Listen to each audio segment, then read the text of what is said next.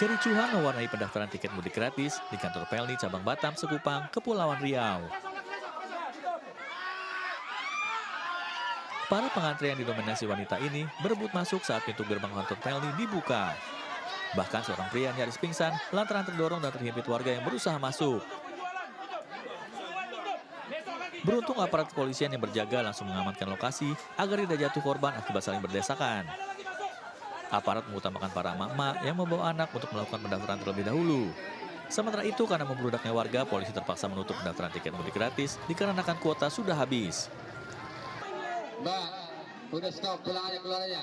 Meski kuota pendaftaran telah ditutup, ribuan warga Batam masih tetap mengantre dan berharap agar pihak Pelni menambah lagi jumlah kuota untuk mudik gratis tahun ini. Dari Batam, Kepulauan Riau, Gusti Wenosa, iNews melaporkan.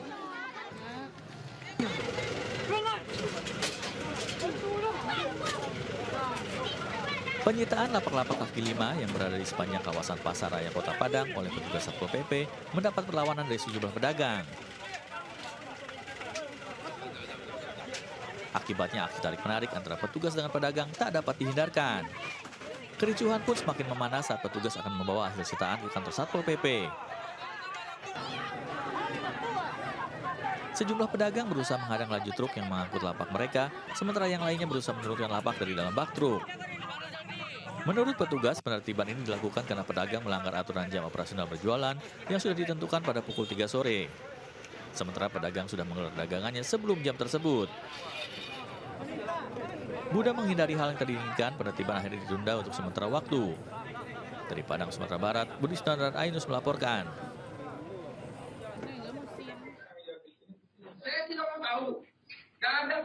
Viral di media sosial, video yang merekam pelaku sedang marah-marah saat meminta pertanggungjawaban karena selimut miliknya rusak setelah dilaundry. Salah satu karyawan mengatakan bahwa pemilik laundry sedang keluar. Jawaban tersebut malah menyulut emosi pelaku yang berujung perusakan mesin cuci. Berdasarkan laporan pemilik toko, Polsek Grogol Petamburan melakukan pengejaran terhadap pelaku yang melarikan diri. Akhirnya, pelaku dapat diamankan polisi di daerah Jambi setelah buron selama 5 bulan. Dan hingga saat ini sudah satu tersangka yang kita amankan ya dengan inisial J umur 41 tahun, di mana yang bersangkutan adalah pelaku utama dari kejadian pengerusakan ini. Akibat perbuatan pelaku membuat pemilik laundry rugi ratusan juta rupiah. Pelaku dijerat dengan pasal tentang pengerusakan dengan ancaman hukuman 5 tahun penjara. Dari Jakarta, Miftahul Gani, iNews melaporkan.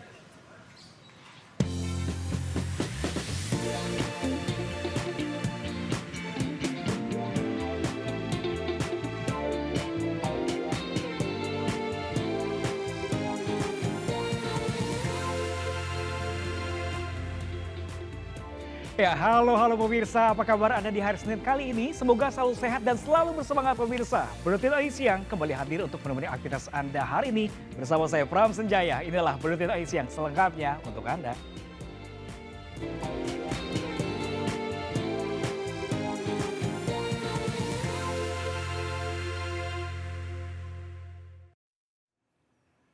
Ya pemirsa, di Kepulauan Riau butuh uang untuk mudik lebaran. Seorang asisten rumah tangga nekat mencuri harta majikannya.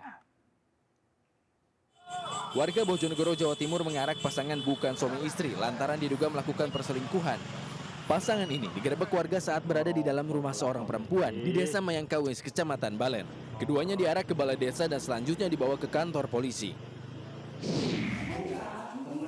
Terdesak keinginan untuk mudik lebaran, seorang ART yang baru sebulan bekerja di Batam nekat mencuri uang majikannya. Pelaku ditangkap saat hendak kabur dengan membawa uang berjumlah 80 juta rupiah. Polisi menjerat pelaku dengan pasal pencurian dengan ancaman di atas 5 tahun penjara.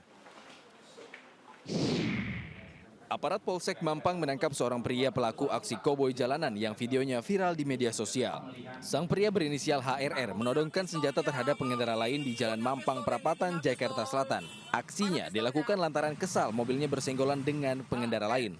Itu Pak ya, oke, makasih. Ya pemirsa, tak terima akses jalan mereka rusak akibat sering dilalui oleh truk-truk bertona sebesar, ratusan emak-emak di Kabupaten Deli Serdang akhirnya melakukan aksi blokade jalan. Sementara di Tuban, Jawa Timur, sebuah tempat penampungan solar milik warga meledak setelah terbakar hebat.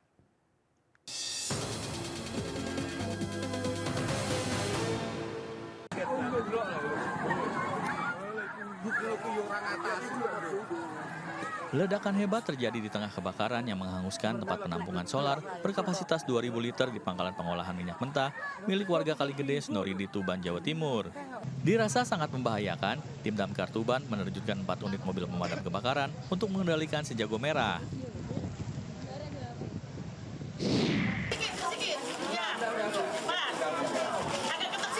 Tak terima akses jalan yang baru setahun dibeton rusak akibat sering dilalui oleh truk-truk bertonnase besar, puluhan emak-emak warga desa Mulyorejo, Sunggal Wili Serdang memblokade jalan Kenduri.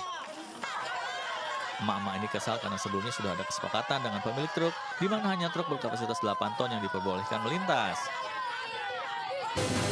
Kita ke informasi selanjutnya, pemirsa. Tanggul aliran kali baru di kawasan Hek Kramat Jati, Jakarta Timur yang jebol pada Senin dini hari masih belum diperbaiki dan menyebabkan air meluap ke jalan. Sementara itu meski banjir Karanganyar, Demak, Jawa Tengah mulai surut, namun jalur Pantura Demak Kudus masih ditutup.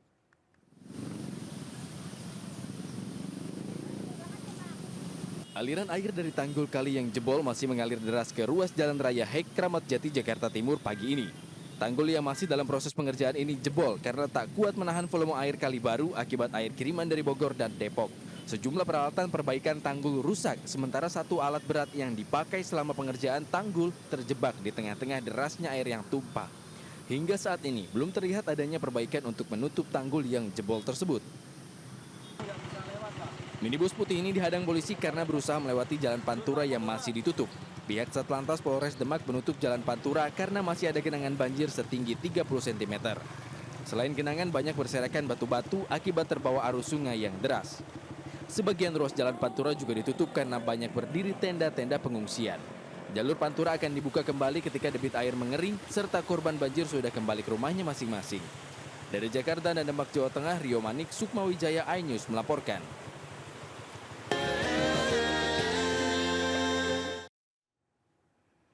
Ya pemirsa, menu olahan daging kambing seperti sate dan tengkleng sering diburu pecinta kuliner untuk berbuka puasa. Nah, salah satu kedai makan di Pondok Bambu, Jakarta Timur menyediakan berbagai menu olahan kambing, ayam, dan sapi yang memiliki cita rasa khas yang tidak pernah berubah selama hampir 40 tahun.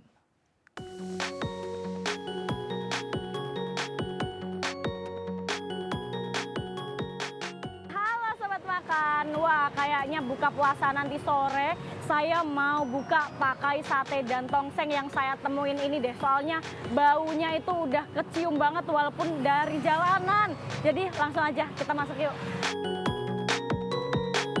Halo Ibu.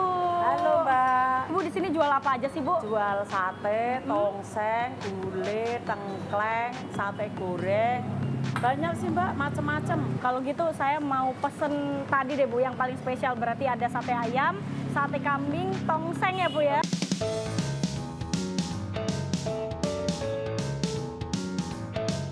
Ini makanan untuk berbuka puasa nanti udah dateng, ada sate goreng iga sapi, tengkleng kambing, sate kambing, dan juga sate ayam. Wah, sobat makan, lihat nih, ini menu pertama yang paling sering dibeli, yang paling best seller, sate goreng iga sapi. Ini kuah sate goreng iga sapinya itu dari kuah gulai yang punya 21 rempah. Wah, itu rempahnya aja banyak banget. Jadi ini udah dipastiin rasanya medok, gurih, dan pastinya enak. Kita lanjut ke menu yang paling best seller selanjutnya. Ada tengkleng kambing nih sobat makan. Sekarang kita uji kelembutan tengkleng kambing ini. Lihat nih sobat makan. Bisa langsung dicopot dari tulangnya. Bagi Anda yang mau cobain berbagai makanan daging-dagingan ini yang porsinya gede dan rasanya juga enak, jadi langsung aja datang ke salah satu resto dan tongseng yang ada di Jalan Pondok Bambu, Jakarta Timur ini. Dari Jakarta, Giselia Nur Rahma bersama juru kamera Iriansyah. Sampai jumpa di Foodie Krem selanjutnya. Ya pemirsa, siapa di